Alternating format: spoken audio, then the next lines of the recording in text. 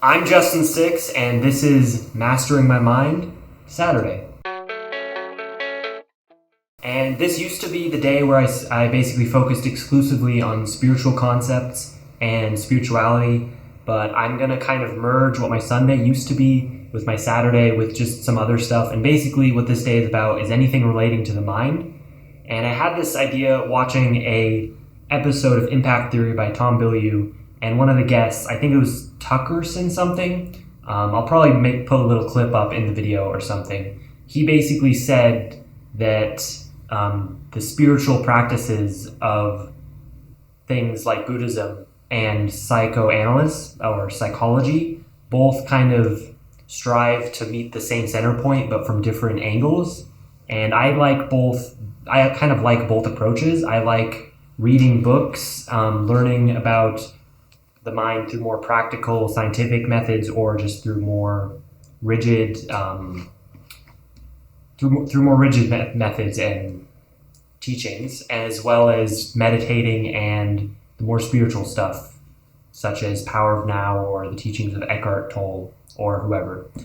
So this day is just going to be in general the mind and both kind of approaches. So I'll talk about books I'm reading, which is what I'm going to do today. I'm going to talk about this book that I finished today, actually, The Fountainhead. Well, technically I finished it yesterday, but I'm recording this on Friday, and this is going to go up on Saturday. So I finished reading this today in my time, but not in your time.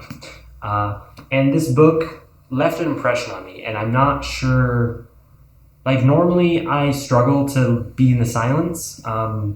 If I am doing something that's like cleaning the room or like vacuuming, I always want music. I always want some kind of noise. And after I finished this book, I needed silence. I needed to just sit with myself. I needed to appreciate it and think, and because it really just left something. And I really enjoyed the book, but I must say it's a very long book, as you can see, and I wouldn't make it any shorter, but I think there's a huge barrier to entry. I don't think a lot of people are going to see this vlog and end up reading this book.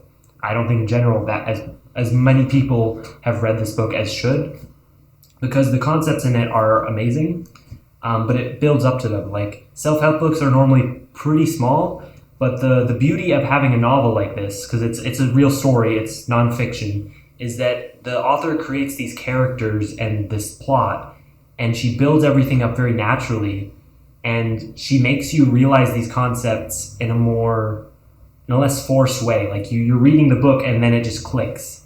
At least it did for me. And you realize that the whole book has kind of led to these concepts without you realizing it. And like the characters represent these ideals basically in this book. Like, the two main characters you start off with are polar opposites of each other, and like one kind of represents. I'm getting into kind of spoilers now, so if you want to read the book, you probably should. Though I'm not getting into like plot spoilers, I'm getting into ideals spoilers, if that makes sense. But basically, the two main characters are Rourke and Peter Keating, Howard Rourke and Peter Keating at the beginning of the book, and they represent polar opposites. Howard Rourke being kind of egoic and selfish, and Peter Keating being selfless in a way, and Peter Keating being more of a leech and needing other people and using other people and not really having self, which was there's a page in the book that goes into like how being selfless is losing yourself and you're basically living based on other people's opinions and they're living based on your opinions, so there's nothing there. It's just like everyone's trying to please each other and no one is actually satisfied. That's a kind of idea that runs through the book and that Peter Keating kind of embodies. And then on the polar opposite, you have Howard Rourke, who is basically completely selfish, but he's in this absolute pure selfishness. He's extremely kind in a sense because he doesn't rely on other people. He doesn't use other people. He simply gets his joy and his he has everything he needs within himself by being himself, and he does not abide to the rules and the societal expectations of people or the courteousness or mannerisms that are expected of him, because he simply is. There is no it's not even stubborn. Stubborn isn't adequate to describe him, and that idea, the idea of the character is just so genius, and the way it's written and the amount of like different ideals and like kind of little epiphanies and brilliant lines in it. It explores like themes of love, like what it means to be. The word I was looking for is altruism, and basically it explores altruism and how can be used as a means to basically make people hate themselves, and how manipulative it can be to basically get people in the mindset. How basically the only true manipulation can happen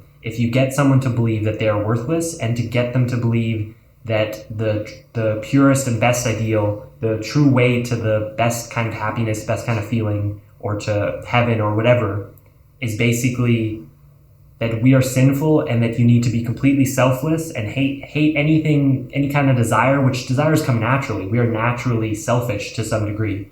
So basically the idea that you're put into this mindset where you hate yourself and are trying only to act in other people's will, like you're not even a person anymore, and then you become so easily manipulated.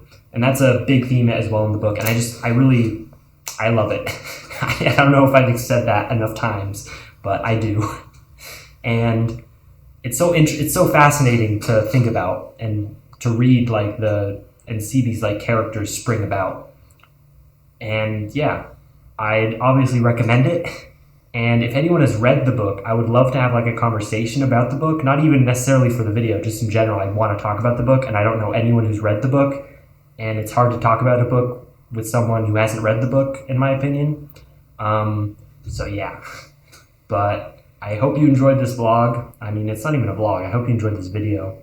I kind of have done away with the term vlog. I don't know if you people have noticed. You people. I don't know if whoever's watching this and are watching these videos has noticed, but I'm kind of doing away with the term vlog because I don't really want these to be vlogs anymore. I'm trying to make them more what they've always been, just documenting my journey. Maybe I'll have like special cases where I'll do actual vlogs and just show my life and show me traveling or something, and that could be cool too, but that'll be something else. Yeah, The Fountainhead is the book, if you want to check it out, by Ayn Rand. It's an old book from like 1930 something, but the ideas in the book are timeless, I feel, sadly. So yeah, thanks for watching. Like the video if you like the video. Subscribe if you want to subscribe and see more videos. I'll see you tomorrow with a podcast. Bye.